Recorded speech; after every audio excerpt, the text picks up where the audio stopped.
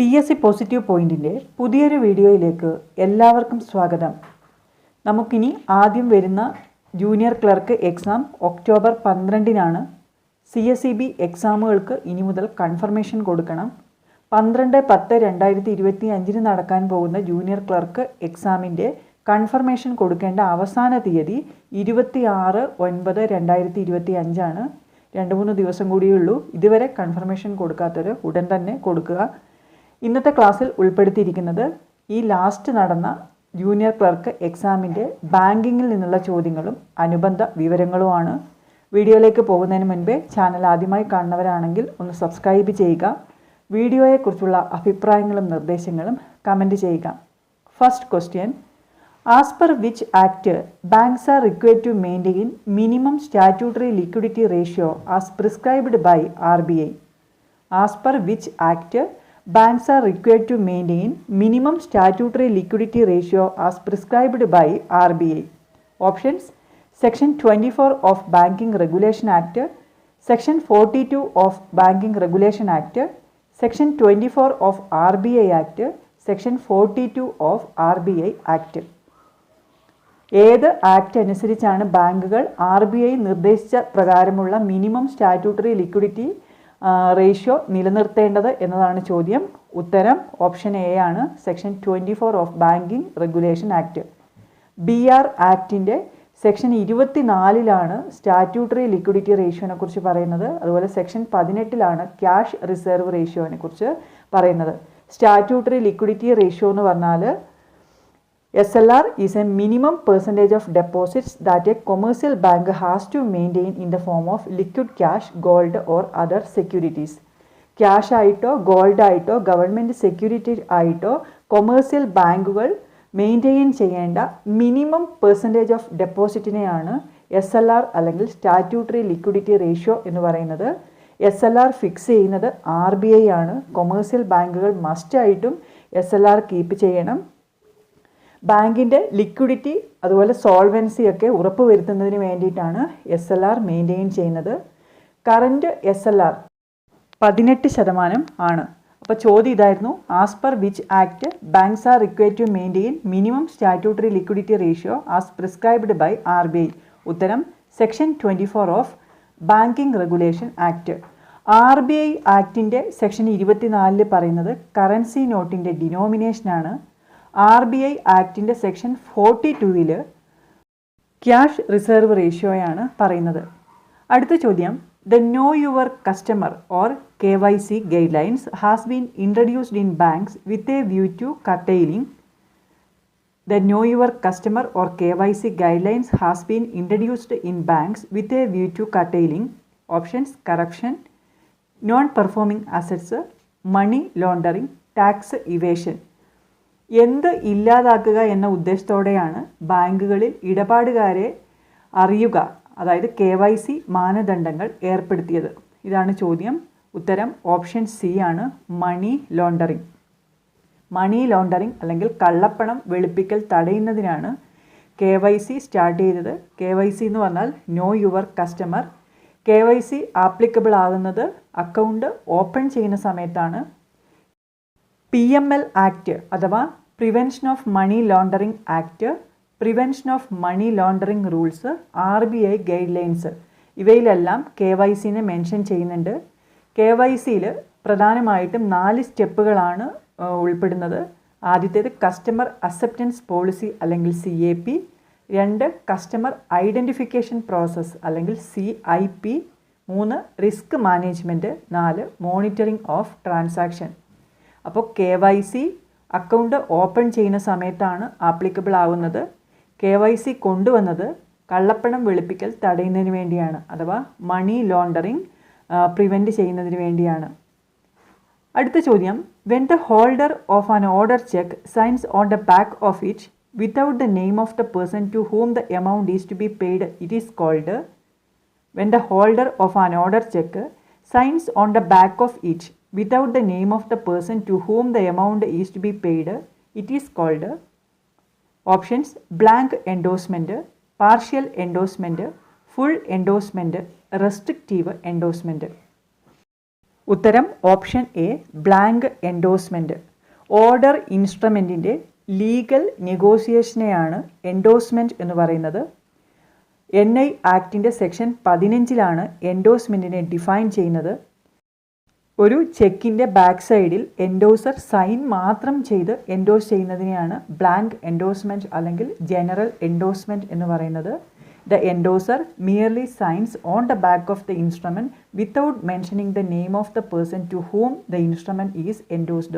ആർക്കാണോ എൻഡോഴ്സ് ചെയ്ത് കൊടുക്കുന്നത് അയാളുടെ പേരൊന്നും എഴുതാതെ എൻഡോഴ്സർ സൈൻ മാത്രം ചെയ്ത് എൻഡോഴ്സ് ചെയ്യുന്നതിനെയാണ് ബ്ലാങ്ക് എൻഡോഴ്സ്മെൻറ്റ് അല്ലെങ്കിൽ ജനറൽ എൻഡോഴ്സ്മെൻറ്റ് എന്ന് പറയുന്നത്. ഫുൾ എൻഡോഴ്സ്മെൻറ്റ് എന്ന് പറഞ്ഞാൽ എൻഡോഴ്സർ എൻഡോഴ്സിയുടെ പേരും കൂടി എഴുതി സൈൻ ചെയ്യുന്നതാണ്. The endorser must sign on the back of the instrument by writing the name of the person to whom it is endorsed. Full എൻഡോഴ്സ്മെൻറ്റിനെ സ്പെഷ്യൽ എൻഡോഴ്സ്മെൻറ്റ് എന്നും പറയുന്നു. ഇനി റെസ്ട്രിക്റ്റീവ് എൻഡോഴ്സ്മെൻറ്റ് എന്ന് വെച്ചാൽ endorser prohibit the further negotiation of the negotiable instrument by adding the word only എന്ന വാക്ക് എഴുതിയിട്ട് further negotiation restrict ചെയ്യുന്ന തരത്തിലുള്ള പ്രൊഹിബിറ്റ് ചെയ്യുന്ന തരത്തിലുള്ള എൻഡോഴ്സ്മെൻ്റ് ആണ് റെസ്ട്രിക്റ്റീവ് എൻഡോഴ്സ്മെൻറ്റ്. പാർഷ്യൽ എൻഡോഴ്സ്മെൻറ്റ് എന്ന് വെച്ചാൽ endorser endorse only a part of the എമൗണ്ടിൻ്റെ ഒരു പാർട്ട് മാത്രം എൻഡോഴ്സ് ചെയ്യുന്നതിനെയാണ് പാർഷ്യൽ എൻഡോഴ്സ്മെൻറ്റ് എന്ന് പറയുന്നത്. അടുത്ത ചോദ്യം, section 131 of negotiable instrument act extends protection to the Section 131 of Negotiable Instrument Act extends protection to the options paying bank, collecting bank, confirming bank, drawee bank. ഉത്തരം option B ആണ്, collecting bank. Negotiable instrument ആക്ടിൻ്റെ section 123 മുതൽ 131 വരെ ക്രോസിങ്ങിൻ്റെ provisions ആണ് പറയുന്നത്. Collecting ബാങ്കറിൻ്റെ പ്രൊട്ടക്ഷനെക്കുറിച്ച് പറയുന്നത് section 131. Section 128 protection to paying ബാങ്കറുടെ പ്രൊട്ടക്ഷനെ കുറിച്ച് പറയുന്നത് 128 കളക്റ്റിംഗ് ബാങ്കറുടെ പ്രൊട്ടക്ഷനെ കുറിച്ച് പറയുന്നത് സെക്ഷൻ 131 അടുത്ത ചോദ്യം, in agriculture sector short duration crop loans will become NBA if the instalment and interest is overdue for. In agriculture sector short duration crop loans will become NBA if the installment and interest is overdue for options 90 days, 2 crop seasons, 1 crop season, 180 days. ഉത്തരം option B 2 crop seasons. Bank കൊടുക്കുന്ന loans and advances ആണ് ബാങ്കിൻ്റെ അസറ്റുകൾ. ഒരു asset NBA അല്ലെങ്കിൽ non performing asset ആണെന്ന് പറയണമെങ്കിൽ interest and instalment ഓവർഡ്യൂ ആയി 90 ദിവസം കഴിയുമ്പോഴാണ്. An asset should be treated as NBA if income on such assets remain overdue and unpaid for a period of more than 90 days. ഇത് term ലോൺസിൻ്റെയും cash credit, overdraft, bill purchased and discount ഇതിൻ്റെയൊക്കെ കേസിലാണ് ഈ 90 ദിവസത്തിൻ്റെ കാര്യം പറയുന്നത്. എന്നാൽ crop ലോണിൻ്റെ കേസിൽ ഷോർട്ട് ഡ്യൂറേഷൻ ക്രോപ്സ് ആണെങ്കിൽ the loan become NBA if interest and instalment remain overdue for 2 harvest seasons. In case of long duration crops the advances become NBA if interest and instalment remain overdue for 1 harvest season. കാർഷിക മേഖലയിൽ ഹ്രസ്വകാല വിളകൾക്ക് കൊടുക്കുന്ന വായ്പ കുടിശ്ശികയായിട്ട് അല്ലെങ്കിൽ കിട്ടാക്കടം ആകുന്നത് 2 crop season കഴിയുമ്പോഴാണ്. എന്നാൽ ദീർഘകാല വിള വായ്പകളാണെങ്കിൽ അത് 1 ക്രോപ്പ് സീസണാണ്.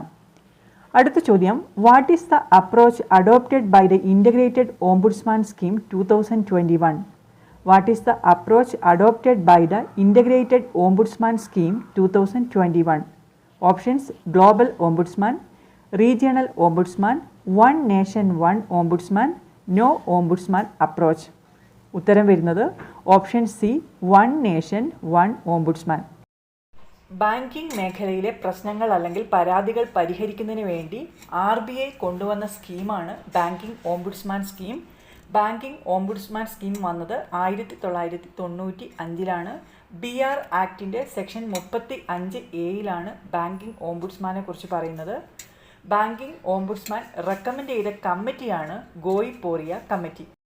Reserve bank integrated ombudsman scheme വന്നത് 2021 banking ombudsman 2006, digital payment ombudsman 2019, non banking financing ombudsman 2018. ഈ 3 സ്കീമുകളും കൂടി കമ്പൈൻ ചെയ്തിട്ടാണ് 2021 reserve bank integrated ombudsman scheme വന്നത്. ഇതിൻ്റെ മോട്ടോ ആണ് വൺ നേഷൻ വൺ ഓംബുഡ്സ്മാൻ. അതായിരുന്നു ചോദ്യം. What is the approach adopted by the integrated ombudsman scheme 2021? ഉത്തരം one nation one ombudsman. Which term best describes the role of self help groups in the credit delivery system? Which term best describes the role of self help groups in the credit delivery system? വായ്പാ വിതരണ സംവിധാനത്തിൽ സ്വയം സഹായ സംഘങ്ങളുടെ പങ്കിനെ ഏറ്റവും നന്നായി വ്യക്തമാക്കുന്ന പദം ഏതാണ് എന്നതാണ് ചോദ്യം. Options: macro finance, micro finance, mega financing, ultra lending. ഉത്തരം ഓപ്ഷൻ ബി ആണ്, micro finance. Self help group എന്ന് പറയുന്നത് സ്വയം സഹായ സംഘം ഏതെങ്കിലും സാമൂഹികമോ സാമ്പത്തികമോ ആയ ആവശ്യങ്ങൾക്കായി രൂപീകരിച്ച ഒരു പ്രദേശത്തെ 10 മുതൽ 20 വരെയുള്ള ആളുകളുടെ ഗ്രൂപ്പുകളെയാണ് സ്വയം സഹായ സംഘങ്ങൾ എന്ന് പറയുന്നത്. സ്വയം തൊഴിൽ പ്രോത്സാഹിപ്പിക്കുന്നതിനും അംഗങ്ങൾക്ക് എളുപ്പത്തിൽ വായ്പ നൽകുന്നതുമാണ് ഇതിൻ്റെ ലക്ഷ്യം. രജിസ്ട്രേഷൻ കമ്പൽസറി അല്ല, രജിസ്റ്റർ ചെയ്യാം, ചെയ്യാതിരിക്കാം. SHG എന്ന ആശയം, സെൽഫ് ഹെൽപ്പ് ഗ്രൂപ്പ് എന്ന ആശയം ഉടലെടുത്തത് ബംഗ്ലാദേശിലാണ്. വുമൺ സെൽഫ് ഹെൽപ്പ് ഗ്രൂപ്പിൻ്റെ പിതാവാണ് Muhammad Yunus. Father of woman self help group Muhammad Yunus.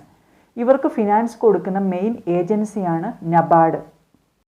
അടുത്ത ചോദ്യം: when the loan instalment is due for payment from 31 days to 60 days, the account is classified as which category of special mention accounts?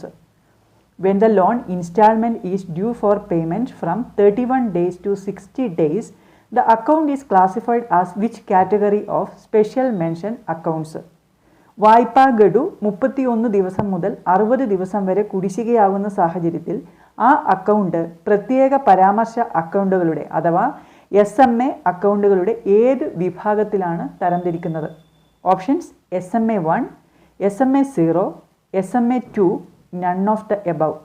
Special mention accounts നമ്മൾ പഠിച്ചിട്ടുണ്ട്. 2014 RBI കൊണ്ടുവന്നതാണ് special mention accounts. അതായത് ഒരു loan instalment 0 മുതൽ 30 ദിവസം വരെ due ആവുകയാണെങ്കിൽ അത് SMA0 കാറ്റഗറിയിൽ വരും. 31 മുതൽ 60 ദിവസം വരെയാണെങ്കിൽ SMA1, 60 ദിവസം മുതൽ 90 ഡേയ്സ് വരെയാണെങ്കിൽ SMA2, 90 ഡേയ്സിന് ശേഷമാണ് NBA ആവുന്നത്. ആ ലോൺ NBA ആവുന്നത് ലോൺ എമൗണ്ട് ഡ്യൂ ആയിട്ട് 90 ദിവസങ്ങൾക്ക് ശേഷമാണ്.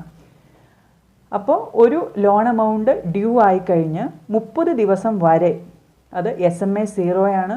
30 മുതൽ 60 ദിവസം വരെ SMA1, 60 ദിവസം മുതൽ 90 ദിവസം വരെ SMA2, എബവ് 90 ഡേയ്സ് ആണെങ്കിൽ NBA ആണ്. ഇത് റെപ്രസെൻ്റ് ചെയ്യുന്ന ചില കളേഴ്സ് ഉണ്ട്. SMA0 ആണെങ്കിൽ yellow light, SMA1 orange light, SMA2 red light, NBA ആണെങ്കിൽ സ്റ്റോപ്പ് സൈനാണ് കാണിക്കുന്നത്. SMA0ക്ക് ലോ റിസ്ക് ആണ്, SMA1ന് മീഡിയം റിസ്ക്, SMA2ന് ഹൈ റിസ്ക് ആണ്, NBA എന്ന് പറഞ്ഞാൽ അതൊരു ക്രിട്ടിക്കൽ സ്റ്റേജ് ആണ്. അടുത്തത്, under farm mechanisation scheme loan is given for. Under farm mechanisation scheme loan is given for. Options: providing irrigation facilities, cultivation expenses, purchase of farm equipments, for digging wells. Farm mechanisation സ്കീമിൽ loan കൊടുക്കുന്ന എന്തിനു വേണ്ടിയാണ് എന്നാണ് ചോദ്യം. ഉത്തരം: purchase of farm equipments. Tractors, harvesters, അതുപോലെ മറ്റ് machineries ഒക്കെ വാങ്ങുന്നതിന് വേണ്ടിയിട്ടാണ് ഫാം മെക്കനൈസേഷൻ സ്കീമിൽ ലോണ് കൊടുക്കുന്നത്. കിസാൻ ക്രെഡിറ്റ് കാർഡ് അല്ലെങ്കിൽ specific farm machinery loan scheme, ഈ സ്കീമുകളിലൂടെയാണ് ലോണ് കൊടുക്കുന്നത്. ഫാം മെക്കനൈസേഷൻ എന്ന് വെച്ചാൽ the application of engineering and technology in agricultural operation to do a job in a better way to improve productivity. Engineering and technology agricultural ഫീൽഡിൽ apply ചെയ്യുന്ന ആ ഒരു പ്രോസസ്സാണ് ഫാം മെക്കനൈസേഷൻ. ഉദാഹരണം ploughing operation, sowing operation, harvesting operation. നിലമുഴുന്നതിനും വിതയ്ക്കുന്നതിനും വിളവെടുക്കുന്നതിനും ഒക്കെ ഇപ്പം മെഷീനറീസ് അവൈലബിൾ ആണ്. ഇങ്ങനെയുള്ള ടെക്നോളജീസ് അഗ്രികൾച്ചറൽ ഓപ്പറേഷനിൽ ഉൾപ്പെടുത്തുന്നതിനെയാണ് ഫാം മെക്കനൈസേഷൻ എന്ന് പറയുന്നത്. അടുത്ത ചോദ്യം, RuPay card is launched and operated by reserve bank of India, clearing corporation of India, institute for development and research in banking technology, none of the above. RuPay card ആരംഭിച്ചതും പ്രവർത്തിപ്പിക്കുന്നതും ആരാണ് എന്നതാണ് ചോദ്യം. ഓപ്ഷനിലില്ല ഉത്തരം. അത് national payment corporation of India അല്ലെങ്കിൽ NPCI ആണ്. ഇവിടെ ഉത്തരം വരുന്നത് നൺ ഓഫ് ദ എബവ് ആണ്. റുപേ കാർഡ് എന്ന് പറയുന്നത് ഇന്ത്യൻ ഡൊമസ്റ്റിക് കാർഡുകളാണ്. റുപേ കാർഡ് സ്റ്റാർട്ട് ചെയ്തത് 2012 ലോഞ്ച് ചെയ്തത് 2012 മാർച്ച് 25. റുപേ കാർഡ് ഇന്ത്യക്ക് ഡെഡിക്കേറ്റ് ചെയ്തത് 2014 മെയ് 8 3/8/2025 നടന്ന ജൂനിയർ ക്ലർക്ക് എക്സാം ക്വസ്റ്റ്യൻ പേപ്പറിലെ ബാങ്കിങ്ങിൽ നിന്ന് ചോദിച്ചിട്ടുള്ള 10 ചോദ്യങ്ങളാണ് നമ്മൾ ഡിസ്കസ് ചെയ്ത് കഴിഞ്ഞത്. ഈ ഒരു വീഡിയോ നിങ്ങൾക്ക് ഉപകാരപ്രദമായി എങ്കിൽ ലൈക്ക് ചെയ്യുക, കമൻറ്റ് ചെയ്യുക. മറ്റ് പ്രധാനപ്പെട്ട ടോപ്പിക്കുകളുമായി നമുക്ക് അടുത്ത വീഡിയോയിൽ കാണാം.